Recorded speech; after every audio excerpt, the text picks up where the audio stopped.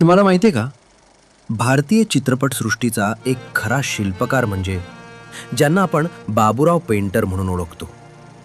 बाबूराव कृष्णराव मेस्त्री. जन्म 3 जून 1890, कोल्हापूर.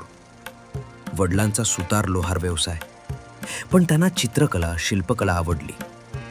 फाळक्यांचा राजा हरिश्चंद्र पाहून प्रेरणा त्यांना मिळाली. आतेभाऊ आनंदराव सोबत कॅमेरा बनवायचा ठरवला.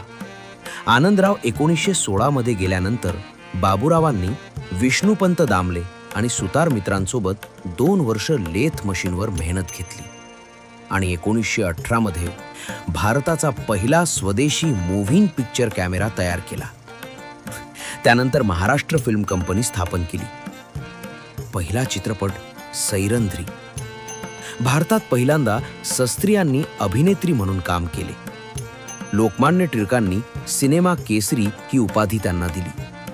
सिंहगड, सावकारी पाश सारखे चित्रपटात सेट डिझाईन, रिअलिझम, पोस्टर्स सगळं त्यांनी सुरू केलं. स्वावलंबन आणि कलात्मकता त्यांनी भारतीय सिनेमाला दिली. कला महर्षी बाबूराव पेंटर, कोल्हापूरचा अभिमान. व्हिडिओ आवडला असेल तर लाईक, शेअर आणि सबस्क्राईब करायला विसरू नका.